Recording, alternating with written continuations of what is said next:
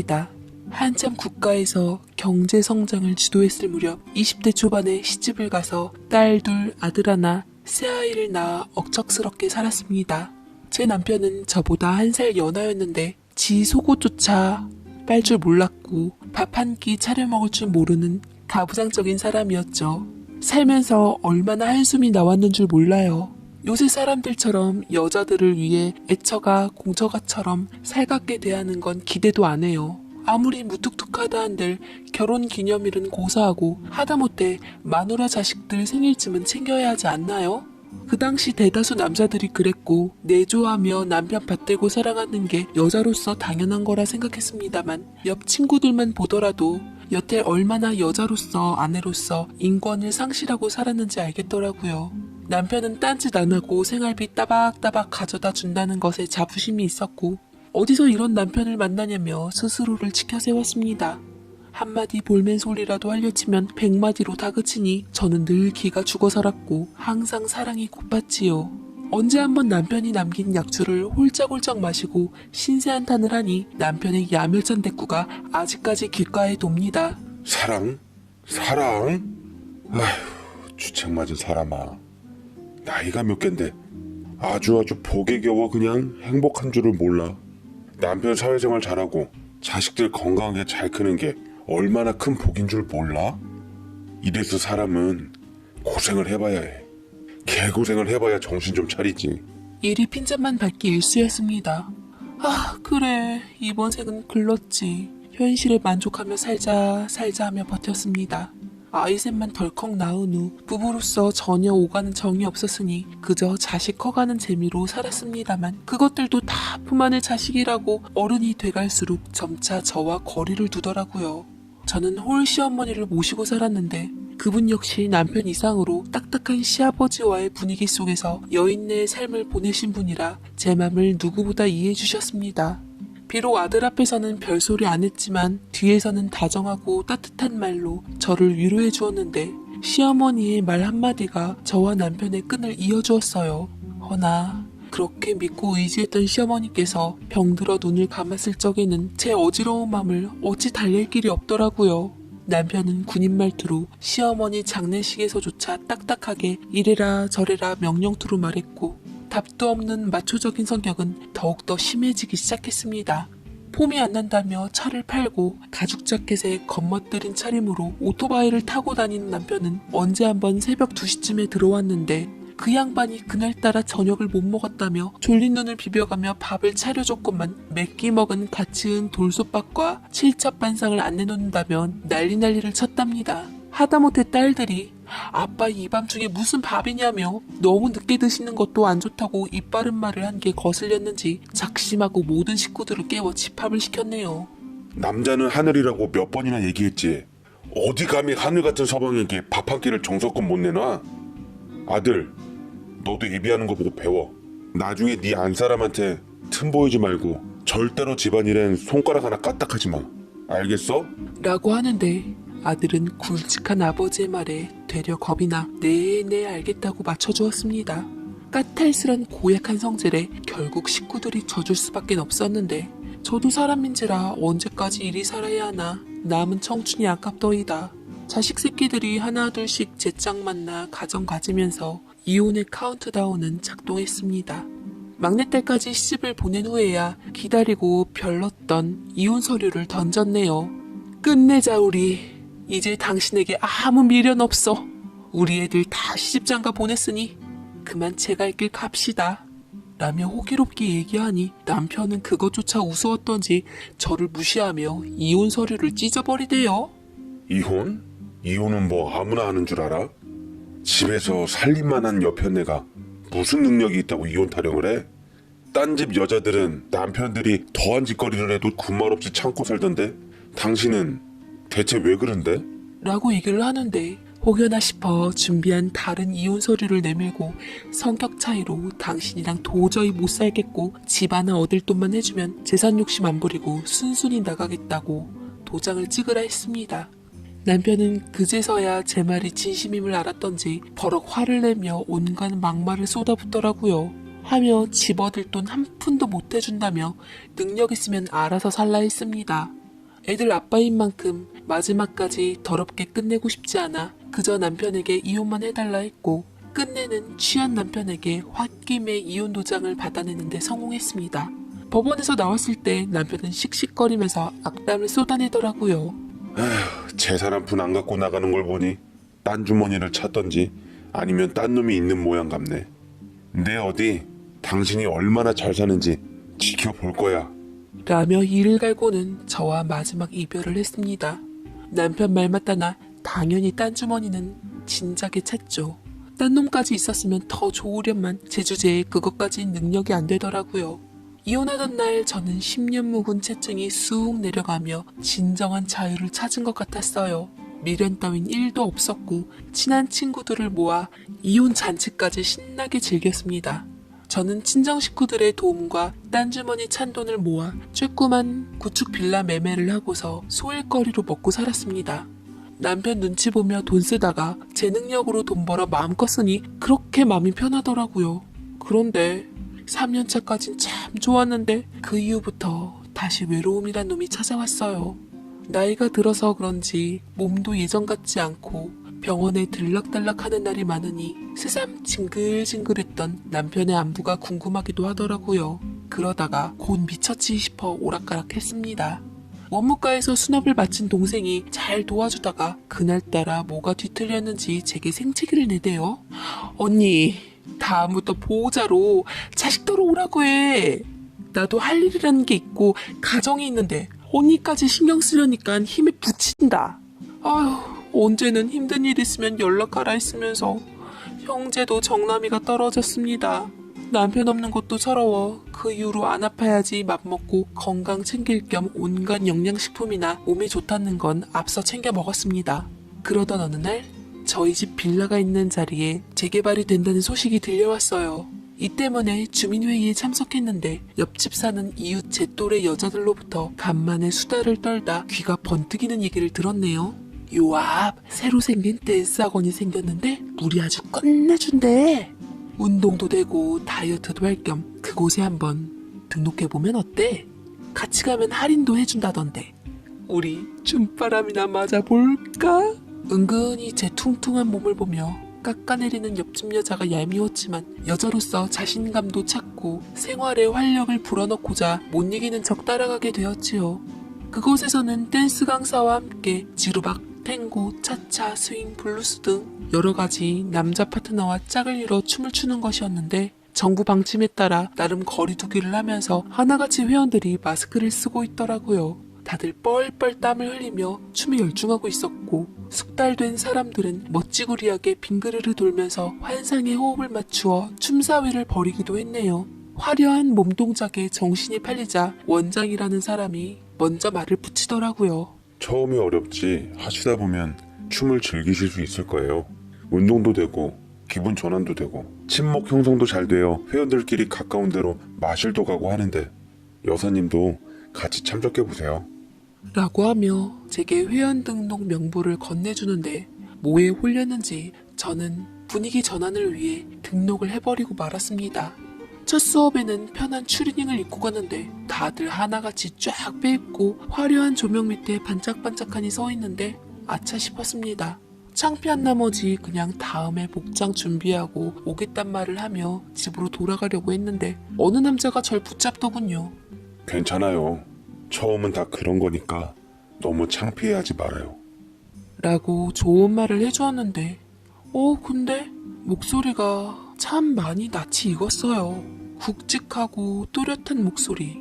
어디서 익숙한 목소리려니 싶어 찬찬히 그 사람을 보았는데 눈빛도 매섭고 마초적인 게 아무리 봐도 느낌이 전 남편과 비슷했습니다. 그나마 다른 게 있다면 빼짝 마른 몸은 전 남편의 지방으로 이루어진 산만한 등치와는 다르더라고요. 그리고 남편이 죽었다 깨나도 흉내조차 못 낼 뼛속까지 틀린 자상함과 스윗함이 있었습니다. 여사님, 제가 복장으로 유명한 인터넷 사이트를 알려드릴게요. 그곳에서 주문을 해보세요. 아니면 제가 좀 도와드릴까요?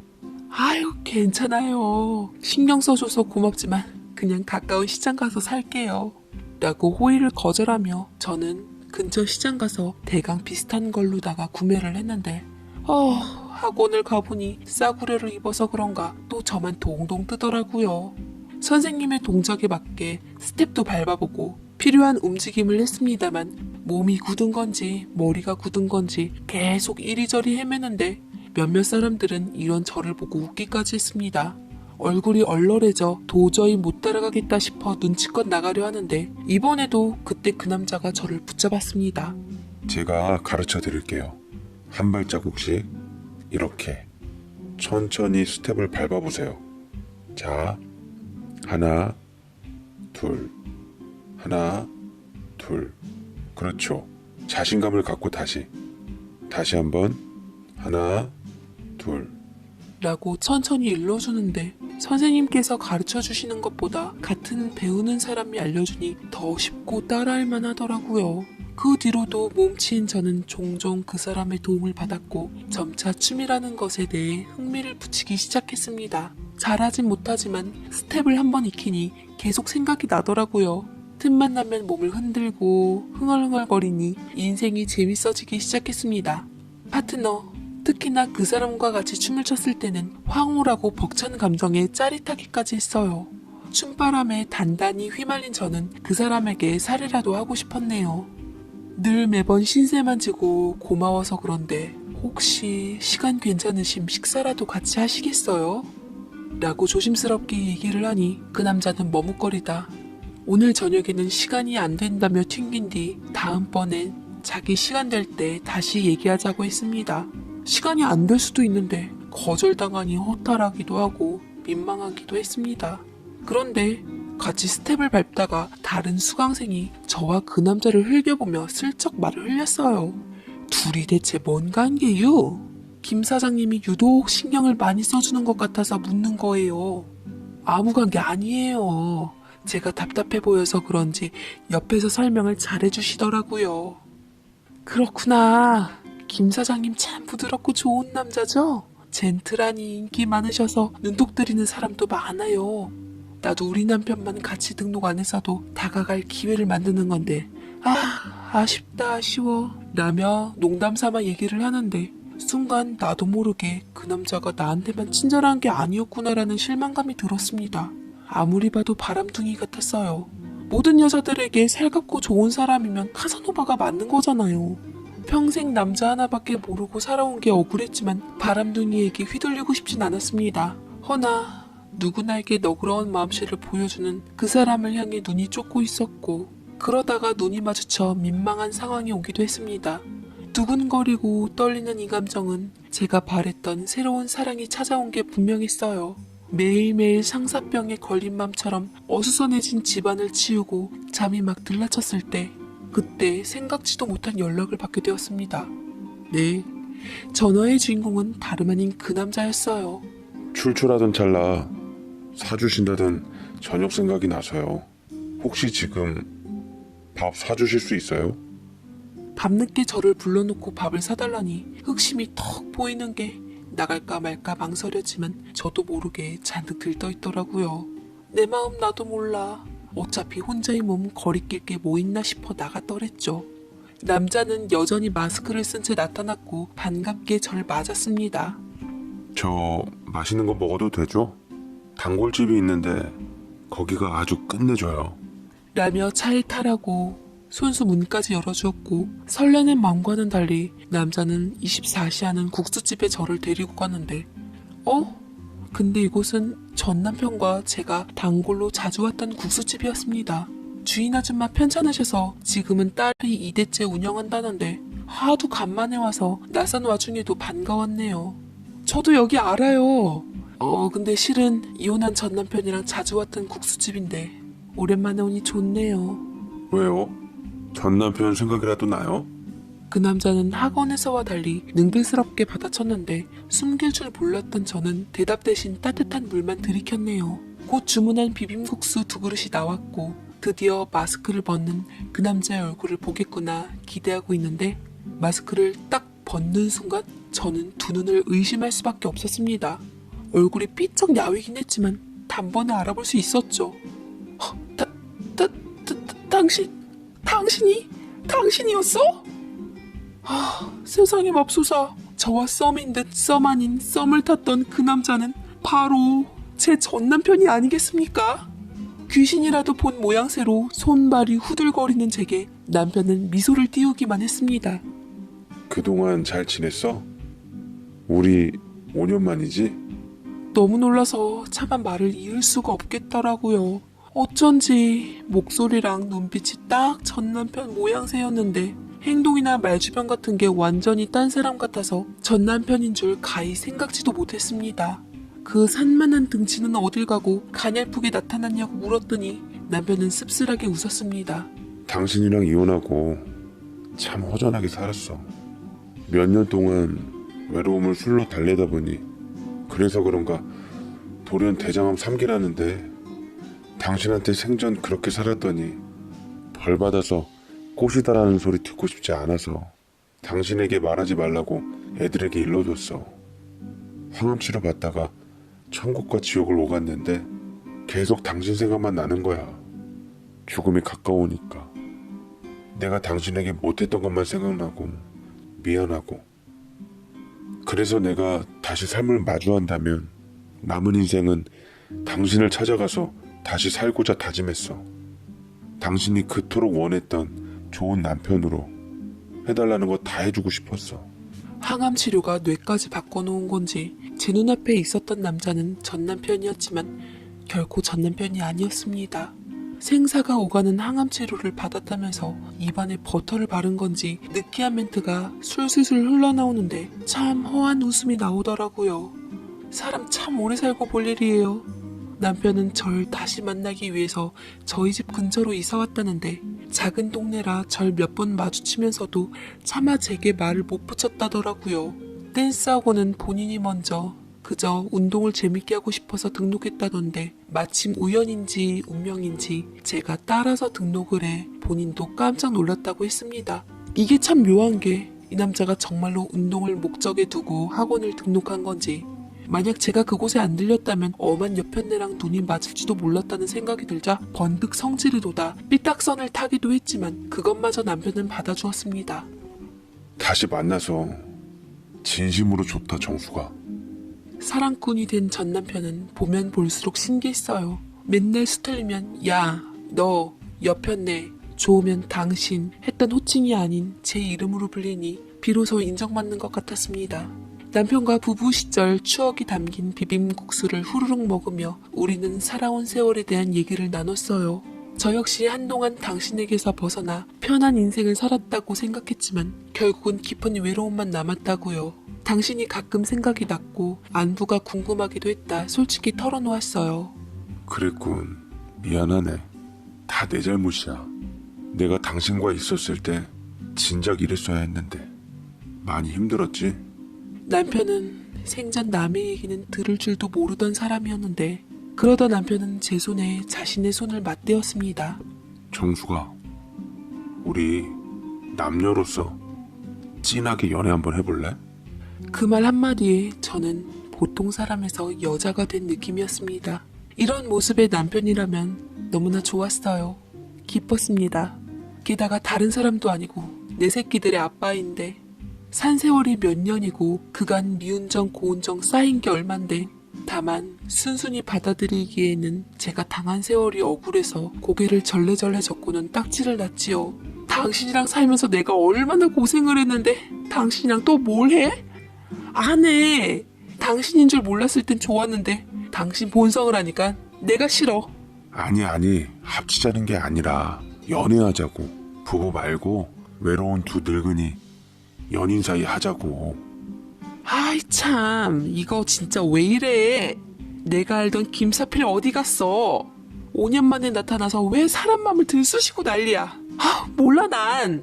그렇게 저는 남편과의 황혼 연애를 시작하기로 했습니다. 부부였을 땐 감히 상상할 수조차 없었던 일들을 우리는 하나씩 이뤄갔어요.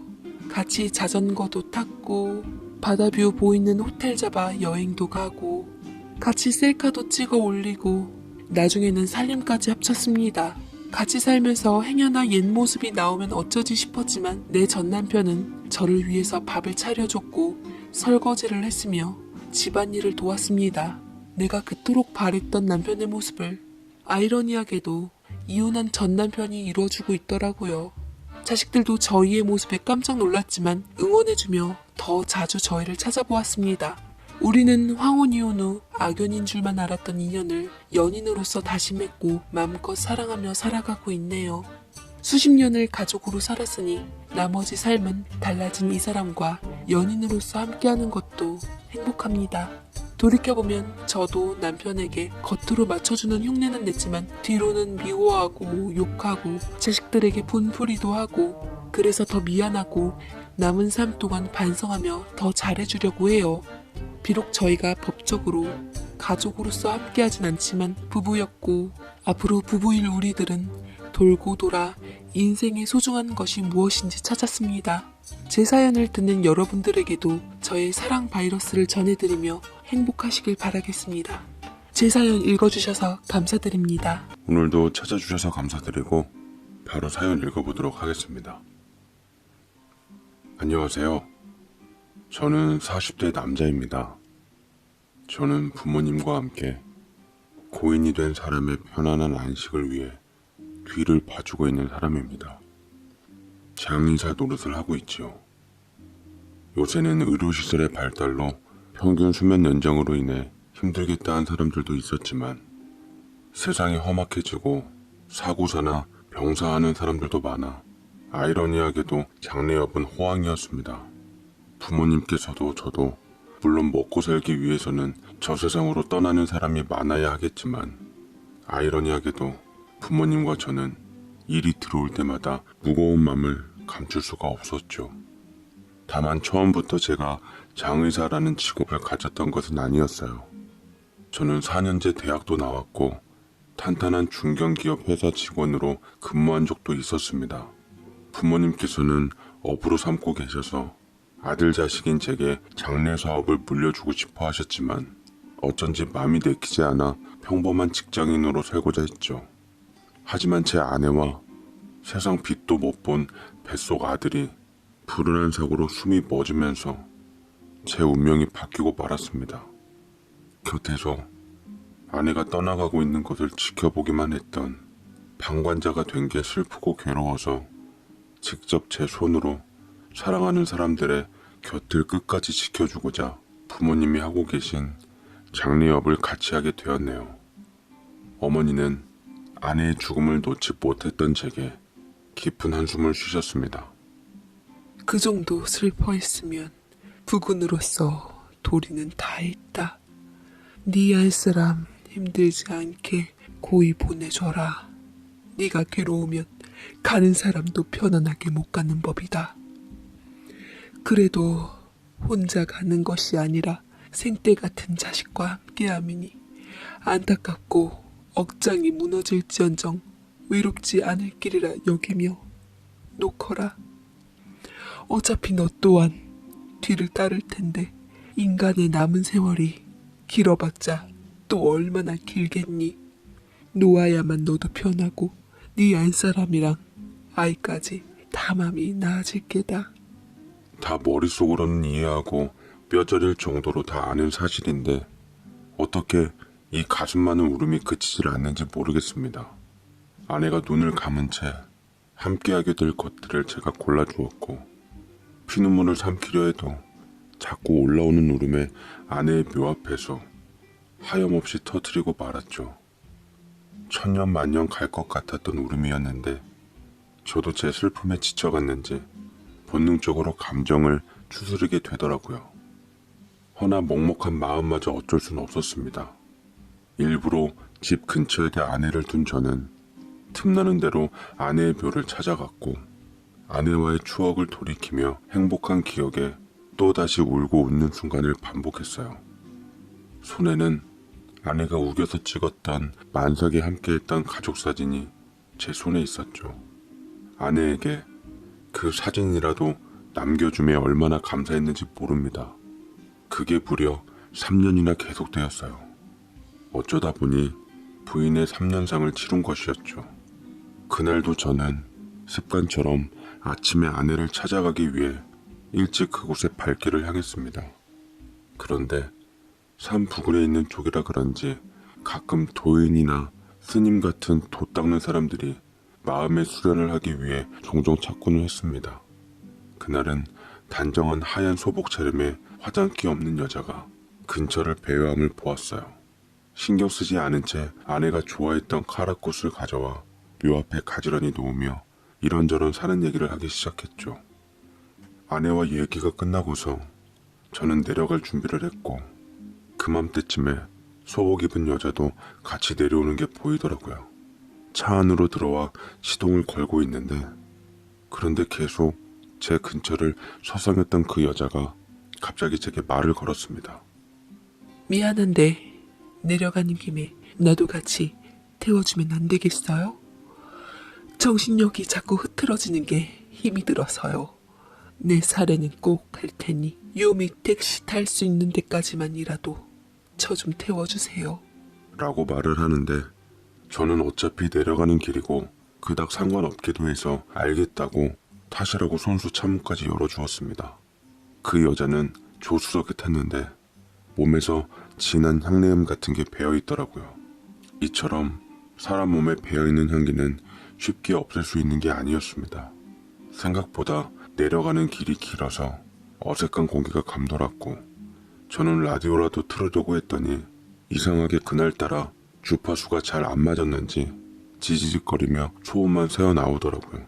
라디오를 끈 후 음악을 들으려 치니까 그 여자가 갑자기 식은땀을 흘리고 있는 게 보였습니다. 바삐 손가방에서 뭘 찾는데 뭘 안 가져왔는지 부들부들 떨며 잔뜩 불안해하며 저를 다그치기 시작하는데 얼른 저를 병원으로 데려가 주세요. 내가 아직은 저승사자 명부도 못 받았는데 할 일이 남아서 지금은 갈 수가 없어요. 저 좀 도와주세요. 라고 힘없이 저를 말하며 붙드는데 단숨에 숨이 꼴딱 넘어갈 것 같은 게 얼굴도 누렇게 뜬 것도 같은 와중에서도 창백한 것이 꼭 제 손으로 안치해주는 사람들의 모양새와 비슷하여 얼른 서둘러 응급실로 향했습니다. 병원에 도착한 그녀는 의사들의 진료에 따라 움직여졌고 의사들은 그녀의 치료를 위해 바삐 손을 쓰기 시작했습니다. 휴대폰조차 없었던지라 보호자를 부를 수가 없어 어쩌다 보니 잠시 보호자 노릇을 하기로 했어요. 덩달아 아내의 모습이 떠오르더군요. 아내와는 다른 여자였지만 비슷한 데자뷰 현상이 보여 쉽게 그 자리를 뜰 수가 없었습니다. 그 여자는 췌장암 말기로 항암 치료조차 무용지물이 되어 더 이상 손을 쓰지 못할 상태라 했습니다. 고통을 견딜 수가 없을 텐데 아무리 진통제를 먹으며 버틴다 하더라도 어떻게 멀쩡히 다닐 수 있는지 정신력이 대단하다 했습니다. 언제 가도 이상하지 않을 상태라는 말에 비록 처음 본 사람이었지만 좀 그렇더라고요. 오늘 잡혀 있었던 고객과의 미팅 시간과 거래처 사람과의 식사 시간은 날아가 버렸지만 생전 모르는 여자와 같이 있는 시간이 아깝거나 하진 않았습니다. 여자는 시간이 꽤 많이 흐르고서야 조금씩 얼굴에 혈색이 돌아오기 시작하며 차츰 정신을 회복했습니다. 주변을 한번 쓱 보고 크게 놀랄 것 없다는 듯 침착하게 본인의 몸에 대해 대처하는데 아파 보여 아슬아슬한 상황이었지만 곧잘 지탱하며 제게 머리 숙여 감사 인사를 하더이다. 고맙습니다. 제가 큰 신세를 졌군요. 은혜를 갚고 싶은데 혹시 괜찮으시다면 저희 집에 초대해서 식사를 대접해도 괜찮겠습니까?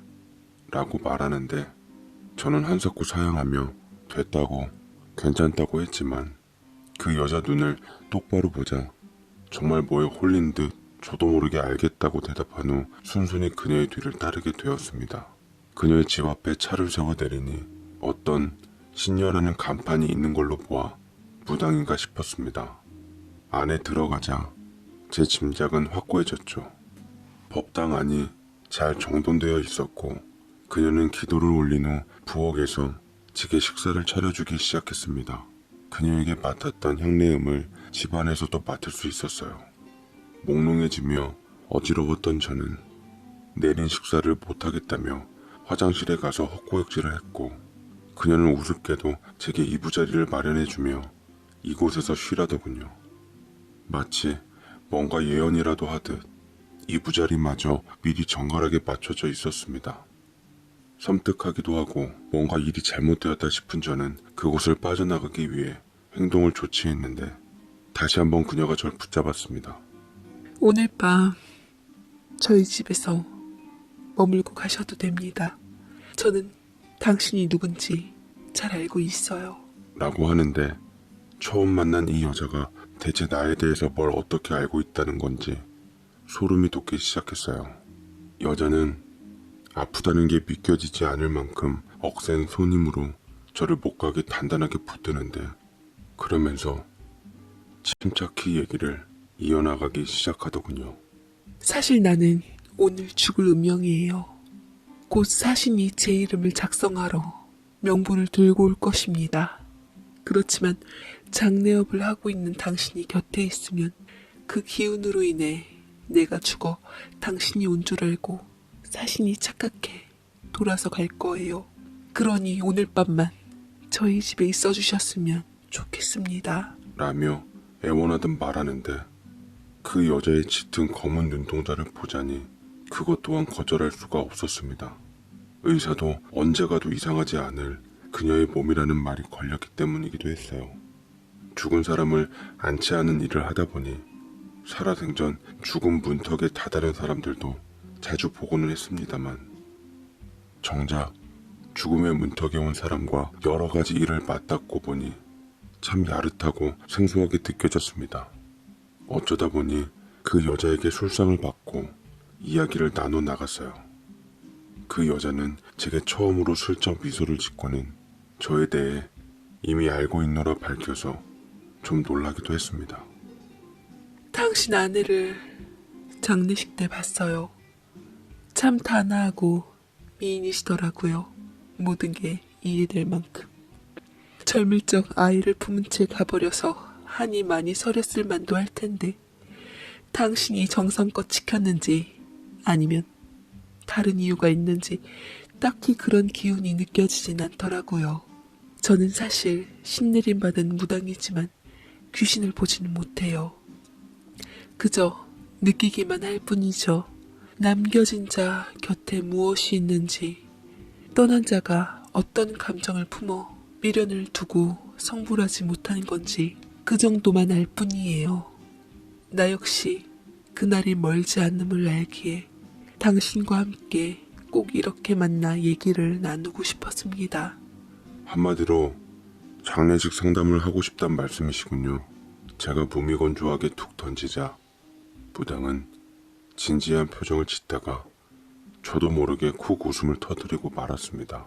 그 말이 뭐가 그렇게 웃겼는지 깔깔거리며 한바탕 뒤집어져서 저는 또 무서웠습니다. 저는 제 명함을 건네고는 거기 제 주소와 연락처 있다고 저렴한 것부터 고급인 것까지 합리적인 가격에 원하는 맞춤식으로 해주겠다고 말했습니다.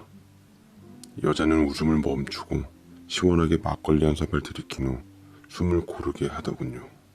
참 제가 제 장례 준비를 하는 느낌도 이상하게 그리 나쁜 느낌은 아니네요.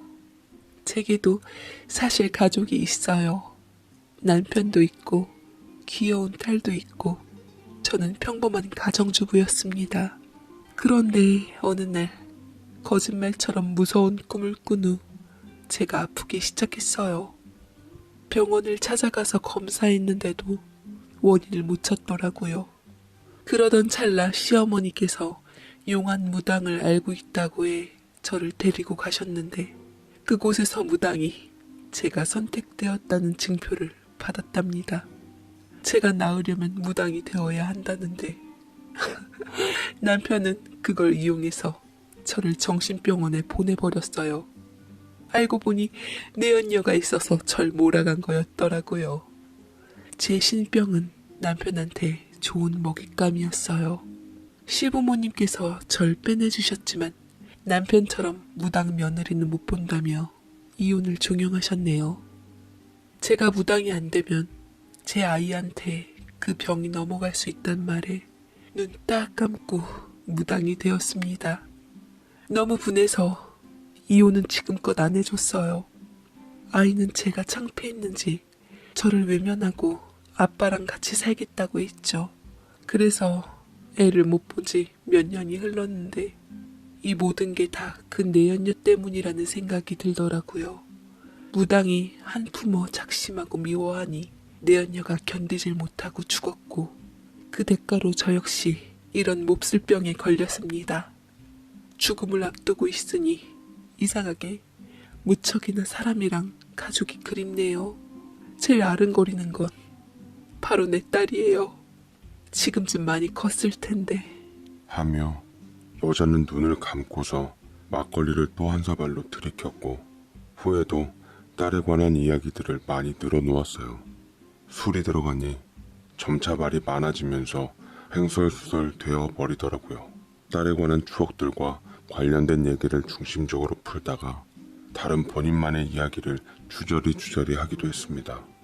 딸에서 남편 얘기를 했고 바람 얘기를 했으며 내연녀 얘기로 넘어갔습니다. 그 내연녀랑 남편이 얼마나 나쁜 인간들이었냐면 사람 두 눈 멀쩡히 시퍼렇게 뜨고 있는 와중에서도 코 베어가듯 기만을 해대는 게 특기예요. 가족여행이랍시고 들뜬 자기 식구들을 여행지에 데려간 다음에 방 하나를 또 따로 잡아서 수시로 눈을 피해 그 내연녀를 만나기도 했더군요. 내연녀 또한 자기 남편이랑 같이 와서 여행을 하다 따로 또 틈을 만들어 내 남편과도 만나는 대담함으로 옆에 있는 사람들을 바보를 만들었습니다. 나중에 모든 걸 알았을 때 배신감은 말도 못했어요. 어찌 보면 제가 정신병원에 있는 게 하나도 이상하지 않을 정도로 제정신일 수가 없었죠. 내연녀 남편도 공처가 애처가였다던데 그 남편 보고도 내가 속으로 등신, 상등신 했어요. 지 부인이 다른 남자랑 바람핀 것도 모르고 그렇게 위해줬나 싶어서 내가 정신병원에서 불륜 증거들을 모아 그 남편한테 소포도 한번 보냈었는데 받는지 못 받는지 여전히 지 부인이라면 끔찍히 위하는 걸 보고 살아있는 부처다 싶었죠. 아무리 생각해봐도 실체에 대해 모르는 것 같아 내가 죽기 전에 그 남자한테 꼭 내연녀 실체에 대해 알리고 싶었는데 그러면 내가 너무 큰 죄 짓는 걸까요? 라며 그 여자가 어느새 초심의 담담함을 잃고 이성을 잃어버려 분노하다가 몸 상태에 괴로워하며 뒹구는데 어쩐지 보는 것만으로도 딱했습니다. 저는 진통제를 찾아 그 여자에게 먹이고 시계를 보았어요. 새벽 5시를 막 지나고 있더라고요. 저는 그 여자를 일으켜 지금 이럴 것이 아니라 당장 딸을 만나러 가자고 말했습니다. 무당답지 않게 당황하더라고요. 이 새벽 시간에 무슨 딸을 만나러 가냐고 반문했고 저는 당신이 이미 딸 사는 곳을 알고 있는 것 같으니까 아무 생각 없이 가보자고 했어요. 언제 저 세상 갈지 모르는데 누군가를 미워하는데 기운 쏟지 말고 소중한 사람을 만나 좋은 추억을 또 만들라 했습니다. 그게 지금 당신이 할 수 있는 일이고 해야만 하는 일이라고 남은 인생에게 미안하지 않은 일이라고 말해줬죠. 저는 갑작스럽게 떠난 아내였기에 그러지 못한 게 한이 되었으며 그래서 더 미안하고 후회된다라는 말도 덧붙였네요. 저는 여자가 진통제를 또 놓고 나갈까봐 대신 가방에 챙겨주었고 그녀를 제 차로 잡아 끌었습니다. 이 여자는 새벽 바람을 쐬며 바람만큼 시원하게 웃었습니다. 힘겨워 보이는 얼굴이지만 기분이 나빠 보이진 않았어요. 원래 내 차 옆자리에는 아내만 탈 수 있었는데 오늘만큼은 불쌍하고 가엾은 저 여자도 태워주자라며 맘먹고 도로를 달렸습니다. 그녀의 설명대로 딸이 있는 곳에 집에 다다랐고 새벽에 아파트 문을 두드렸어요. 중학생이 되었다던 딸 대신 얄쌍한 외모의 어느 남자가 나타났는데 분위기를 보아하니 그 여자의 남편 같았습니다. 바람핀 주제에 부인 내쫓고 이혼을 요구한 놈 치고는 인상은 좋은 편이었습니다. 목소리는 카랑카랑한 게 또 그렇지 않더라고요. 누군가 했더니 우리 이사한 집은 어떻게 알아냈어? 또 그놈의 신기로 알아냈나? 지금이 몇 시인데 남의 집 문을 두드려? 설마 이혼해 주려고 이 시간에 온 건 아닐 테고. 정신 나간 건 알았지만 기본적인 상식도 없어진 줄은 몰랐네. 라며 싸가지 없게 말하는데 분위기가 험악해지기 전에 대신 제가 그녀 앞에 나서서 조용조용히 얘기했습니다. 미안합니다. 이 새벽에. 제가 오자고 한 거예요. 당신 부인 지금 위독한 상태라고 의사한테 들었어요. 죽음을 앞둔 사람이 딸 한 번 보는 게 소원이라는데 그 소원 하나 못 들어줍니까? 부탁합니다. 라고 제가 진심으로 얘기하자 그 남자는 아리까리하며 절 보는 눈빛이 심하게 흔들리기 시작하더니 갑자기 놀라움에 기가 찬 듯 입을 다물질 못했습니다. 기분 탓이었겠지만 마치 절 알아보는 것처럼 말이죠. 그렇지만 아무리 봐도 전 그 남자를 처음 보았고 그 남자는 저를 보며 황당하다는 듯 당신이 왜 저 여자와 같이 있는 줄 모르겠지만 내가 말하고 싶은 건 당사자가 없으면 모든 게 끝났다는 것만 알아뒀으면 좋겠네요. 법에서도 죄 지은 당사자가 없으면 공소권 없음이라고 나온다는 거 더 이상 내 앞에 안 나타났으면 좋겠군요. 라며 도저히 모를 말만 하는 것이 아니겠어요. 저는 아무래도 남자에게 사람을 잘못 본 것 같다고 얘기를 하면서 새벽에 아이에게 미안하지만 잠시 깨워 딸 한 번만 보여달라고 했지만 택도 없는 소리인 듯 문을 굳게 걸어 잠궜습니다. 여자는 멍하니 있다가 저를 말리며 당신은 정말 좋은 사람이에요. 이제 됐어요. 딸을 못 보긴 했지만 그쪽이 있어준 덕분에 그걸로 만족합니다. 내 할 일은 다 끝났네요. 누군가가 저를 위해 애써준 호의는 오랜만이에요. 진심으로 고맙습니다. 그리고 미안해요. 라고 인사를 하니 도리어 제가 다 아쉽기는 했습니다. 어차피 집을 아니까 제가 없더라도 딸을 보러 와요. 당신은 엄마니까 충분히 그럴 자격돼요. 라고 돈독하게 얘기도 해주었습니다. 그 여자는 알겠다고 하며 저와 함께 바깥으로 향했어요. 사실은 그 여자 인생을 듣고 있노라니 불쌍해서 안 되어서 딸을 꼭 만나게 해주고 싶었는데 비록 지금이 아니더라도 꼭 그녀가 죽기 전에 딸 아이를 만나서 여태 한으로 간직했던 그 마음을 다 풀기를 바랬습니다. 제가 여자는 아니었지만 아기를 가진 모성애를 가진 엄마라면